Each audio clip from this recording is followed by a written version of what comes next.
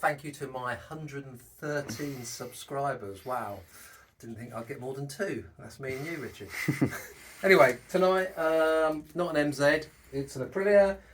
This is my son's Tuono, and we're going to do some preventative maintenance on his clutch release bearing. We're going to replace it, check the clutch diaphragm, maybe check the clutch. I don't think he'll want to, but if we need to, we will. But it's just the bearing we're going to change and show you how easy and cheaply it can be done. The bearing can be got for about £10, SKF bearing or a fag bearing, and the actual clutch diaphragm, which forms part of the gasket on this cover, can be got from Athena for like on eBay for £10. So it's a very cheap preventative job that you can do. Roughly take you 2 hours. Anyway, on with the job. And on with the bike. This is my son's bike, Tuono, as I said. It's a Tuono R. Has a few little goodies. It's got the lightweight Oz wheels, powder coated red to match the livery of the bike. The Aprilia Titanium Evo Generation 1 cam with the big noisy exit. It has an Öhlins rear shock on the rear, modded header, chip to suit from Gabriel, quick shifter, a little bit of blingy carbon rear hugger. Have I missed anything, Richard? No, I don't think so. I think apart from that, it is as it stands. Oh, and he's got a seat cover to match. So he's got and a belly pan. Yeah, and he's took the belly pan off, obviously, to gain access. So far what we've done, we've removed these bolts here of the cover. I think I'm going to have to remove this out the way, just to give me a little bit of wiggle room as well. The reservoir should just undo. Oh no, there's a nut behind there, so I need to get a spanner on it. You can cut it if you like. So we've removed the bolts that hold this cover on. I've removed the reservoir for the rear brake. We've got a little play here. We don't touch that because that's the vacuum line, and unless you've got many of those clips, I've had these come undone out of the actual casing before, so I don't disturb that. So basically, with said mallet, lots of hammering, and this will take forever, but eventually it will give in.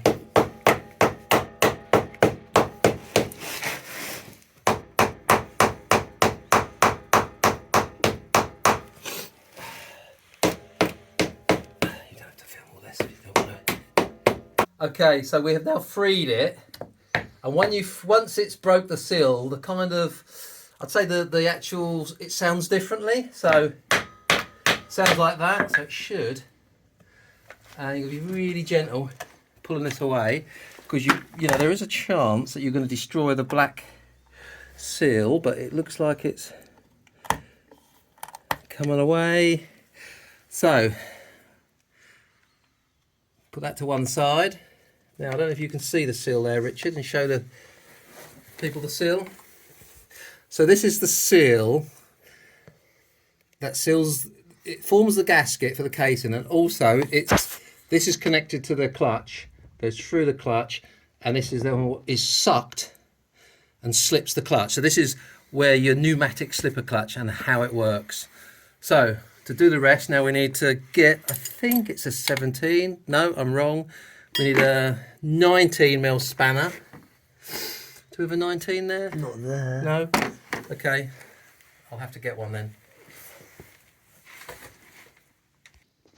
Okay, so with that removed, put a 19mm spanner on this nut here.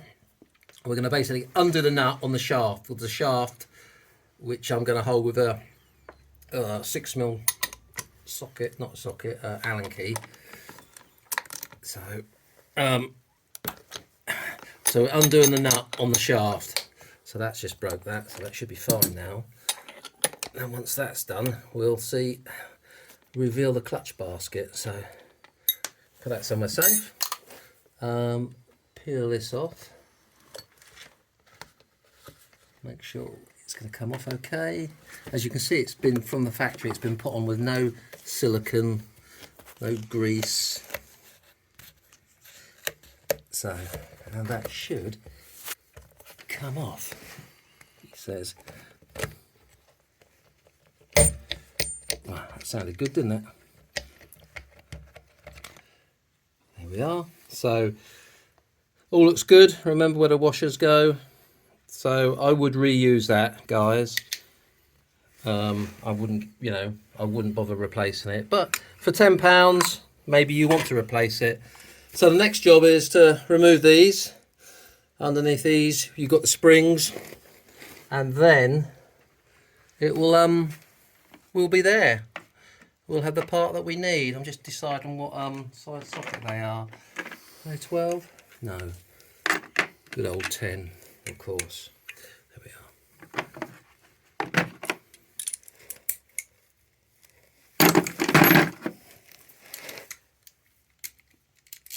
So, expect a tiny little dribble.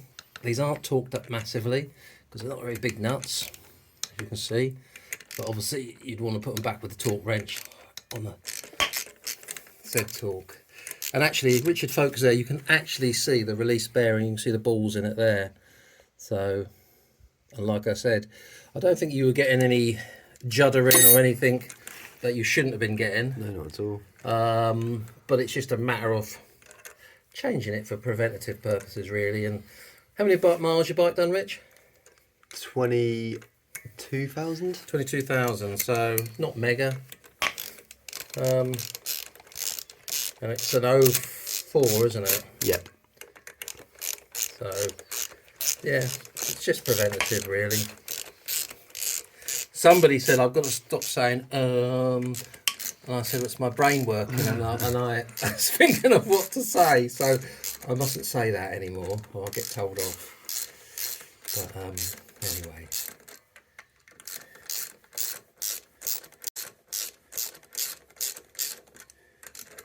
Right, I think they're all finger tight now. So let's get them off. Right, okay, so we've took all the springs and bolts out, holding this off. So it's only a matter of pulling this out. Just gently, and that is it. And there is the bearing there, and I can confirm Richard has a fag. I had a fag in mine, and all looks good. One thing, let's just focus on the clutch here. I don't know if you can see it. Let's have a look. Because yeah, so I don't know if should be this last plate should be offset. Let's put that steel in there, because so there's steel there. But the last clutch plate I can't quite see. It's normally, yeah. So you can see the tab is here for this last plate, and you can see the one that's in there already. So they've moved the clutch plate. The last clutch plate that goes in goes out of sync by one tooth. So if it was all synced, it would be there, but they've moved it round one tooth. Don't know why they do this, but that's what they do on this generation 1 clutch. So that is really something to remember. They always offset the last friction plate, clutch plate. These are friction plates. So just thought I'd point that out to you viewers. I'll pop the steel back on, and most of the time I've never really seen a clutch wear out on one of these bikes.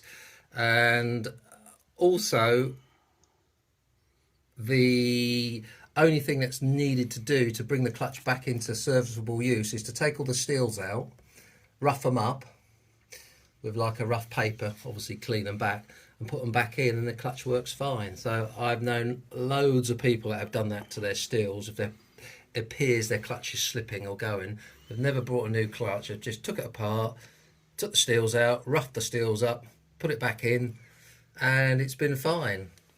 So there we go. So on to the next bit. So we're now going to put that on the bench, we'll heat it up, we'll knock this old one out, and then we'll heat it up some more. The replacement bearing is in the freezer at -20, and hopefully it should just slip in there nice and easy.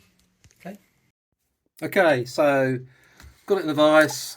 I'm just going to heat this up a little bit. This is just to knock this one out.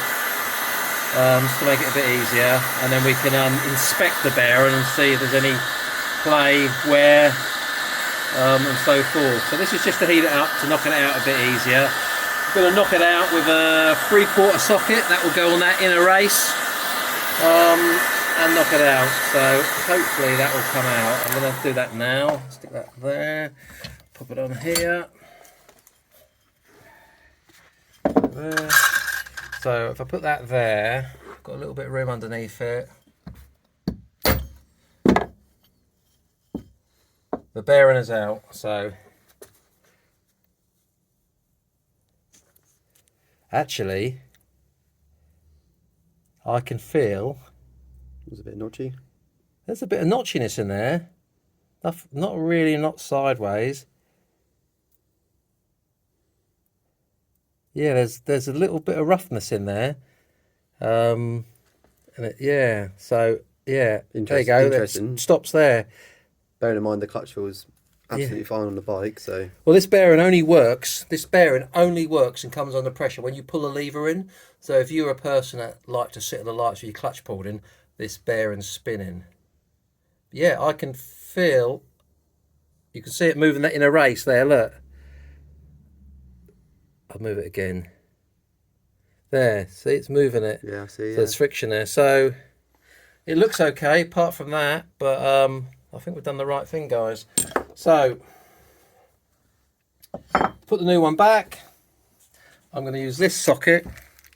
This, I'll show you on the old one. This socket's going to go around there and we'll push it in gently.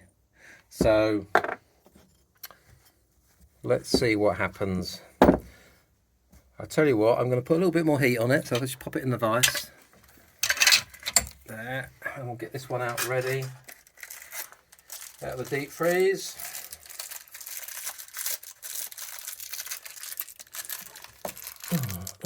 Take my gloves off, get that.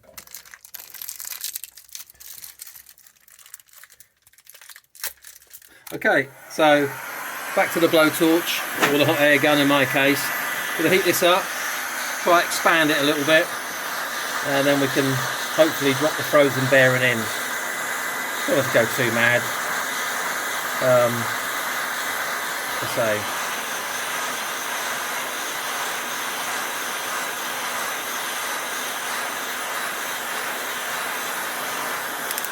So let's take that off. Pop it here. New bearing.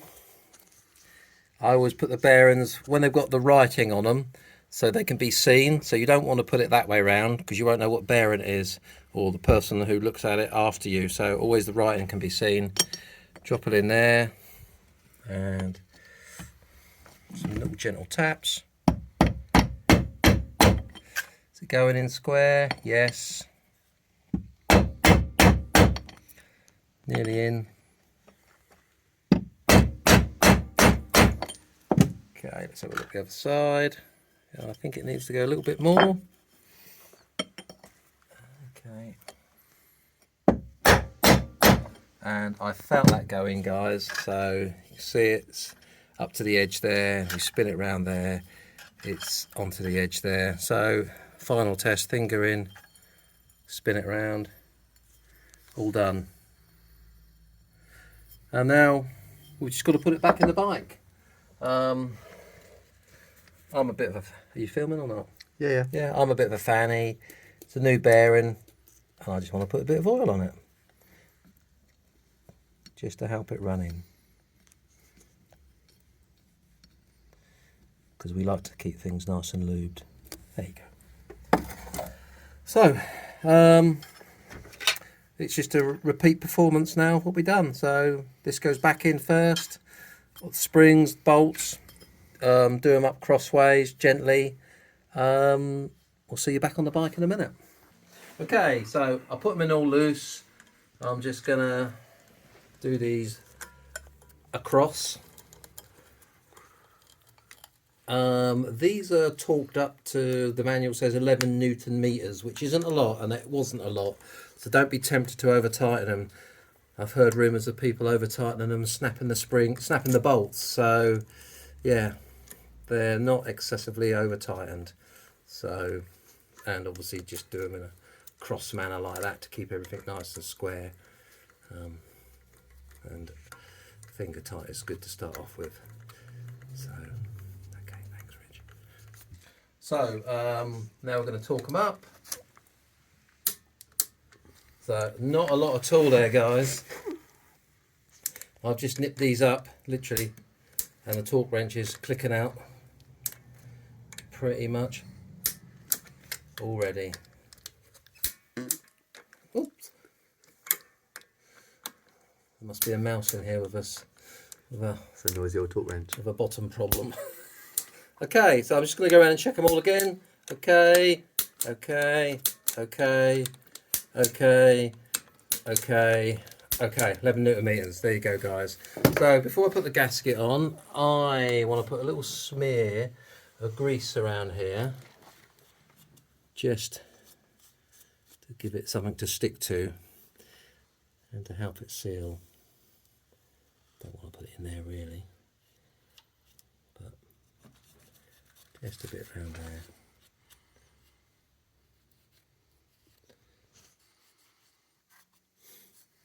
A bit more there.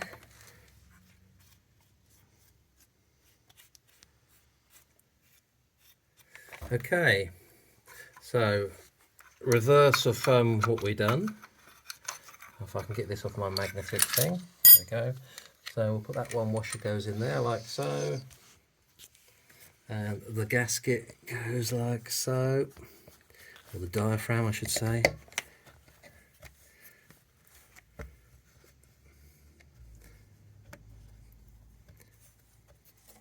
And then other bolt, or other washer I should say, and finally the nut. The nut is reverse, and now you're going to ask me what the setting is of that, and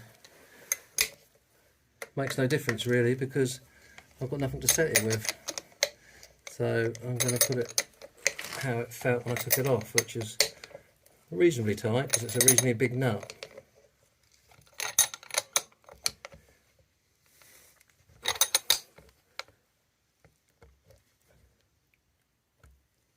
There you go. So, and I'm going to smear a little bit of Vaseline, not Vaseline, grease. You could use Vaseline, I suppose, just to help that stick on there.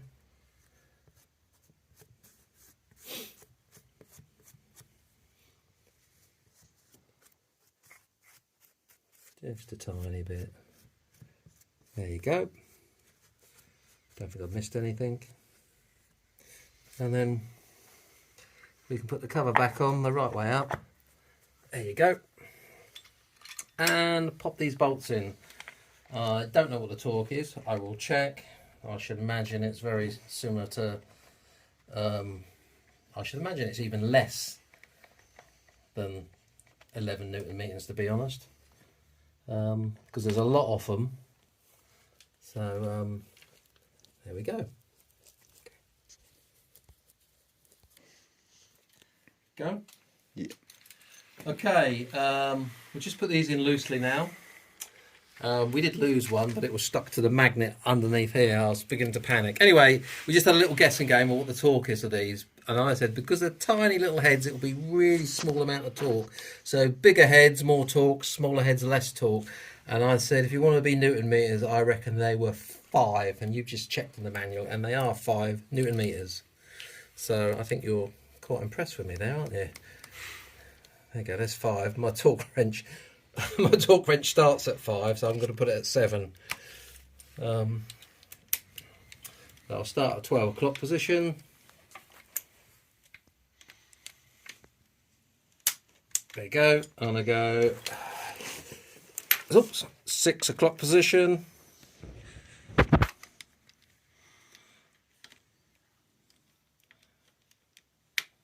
thought I'd tighten that a bit more, but obviously not. Here we go, here we go. There you go. I'm just going to make sure these are all a little bit tighter. They are. A bit more. bit more. Okay, I'll put the torque wrench on them then. Okay, 9 o'clock position. There we go, 3 o'clock. There we go. This is 1 o'clock. Okay, so got it on, torqued it up, bolted this back in place, bolted the cover in place. We tried the clutch, as in pulling in, pulling out, but we've made that work. So I just wanted to show you this. This is the bearing that we use. I don't know if you can see the actual model. Is it a 16004? It is. Yeah. It's struggling to focus, but yeah. Yeah, and it's an SKF, and there's another number on there. And here's the old bearing that we took out, which strangely enough, when I rotate it now it's cooled down, I can't feel that little bit of roughness picking up. But bearing in mind this bearing would live in the engine and get extremely warm. Yeah, it feels very similar to the one I took out of my Belgian bike. That was a fag bearing, but yeah, I think it's a good job done. How long do you think it took us to do it from start to finish? It wasn't even 2 hours really, was it? Hardly an hour. Do you reckon an hour? Yeah. Yeah. So good job done. Well, you know, another 20,000-30,000 miles, you know, peace of mind. Yeah, I hope this helps somebody. It's not a hard job. You need a heat gun, you need a mallet. Take your time, and yeah, it's very easy to do. And of course, you need a torque wrench to put them bits and bobs back. And thanks very much. Any questions? Fire away, guys. Good night.